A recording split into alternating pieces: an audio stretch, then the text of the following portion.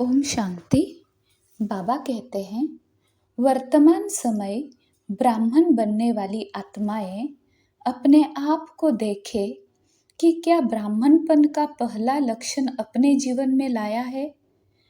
ब्राह्मणपन का पहला लक्षण कौन सा है? और संग तोड़े एक संग जोड़। अगर अपनी कर्मेंद्रियों की तरफ भी जोड़ है तो क्या यह ब्राह्मणों का पहला लक्षण है? जब पहले पहले प्रतिज्ञा व पहला पहला मर्जी व जन्म का बोल ब्राह्मणों का यही है कि एक बाप दूसरा न कोई, यही पहली प्रतिज्ञा है अथवा पहला लक्षण है। तो पहले इस लक्षण व प्रतिज्ञा को व पहले बोल को निभाया है या एक कहते हुए भी अनेकों तरफ जुटा हुआ है? तो क्या ऐसा नामधारी ब्राह्मण विजयी कहलाएगा? ब्राह्मणों के लिए इतने बड़े विश्व के अंदर अपना ही छोटा सा संसार है। एक छोटे से संसार में हर कार्य करते ऐसे ब्राह्मण विश्व के जिन भी आत्माओं को देखते हैं उनको सिर्फ एक कल्याण की ही भावना से देखते हैं, संबंध और लगाव की भावना से नहीं, लेकिन सिर्फ ईश्वरीय सेवा के भाव से।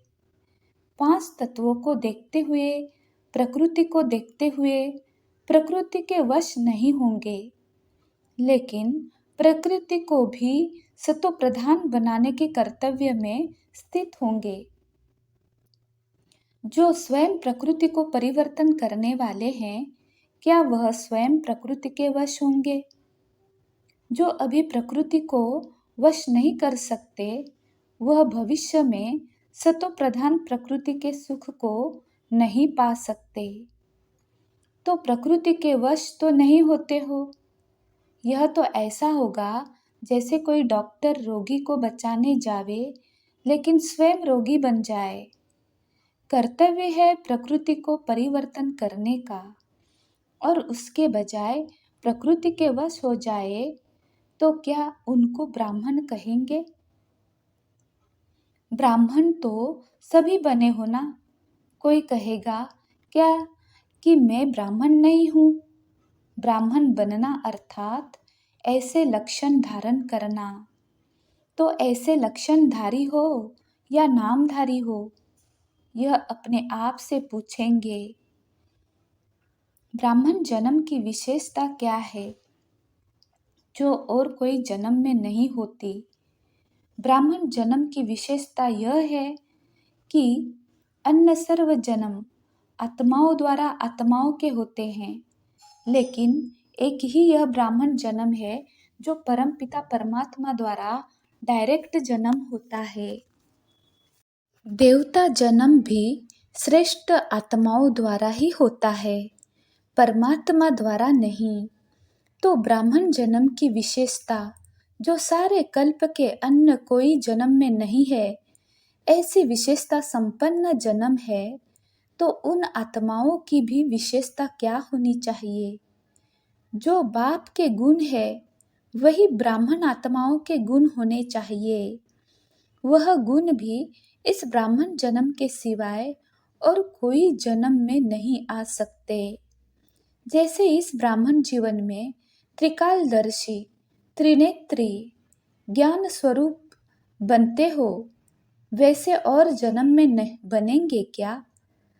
तो जो सिर्फ ब्राह्मण जीवन के गुण है, यह विशेषताएं हैं, उसको इस ब्राह्मण जीवन में अनुभव न किया तो फिर कब करेंगे?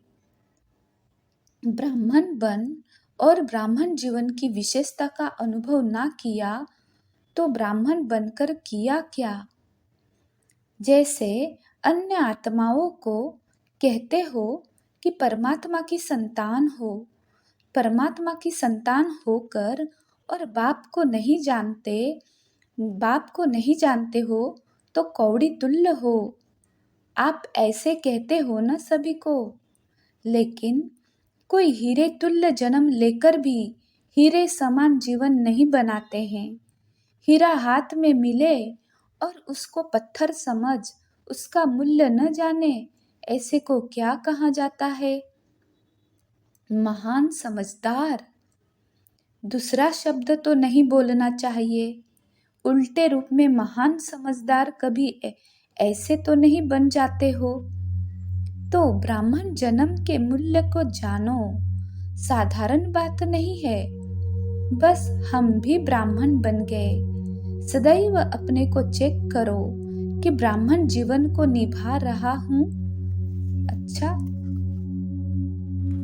मैं आत्मा संबंधों से लगाव मुक्त हूँ। मैं आत्मा ब्राह्मण हूँ और संग तोड़ एक संग जोड़ा है।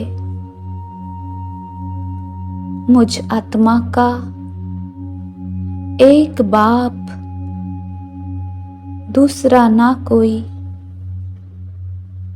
मैं आत्मा सारे संबंधों की कल्याणकारी हूँ। मैं आत्मा सभी आत्माओं के लिए ईश्वरीय सेवा भाव से निभा रही हूँ। मैं आत्मा स्वयं और दूसरे के प्रकृति के लगाव से मुक्त हूँ।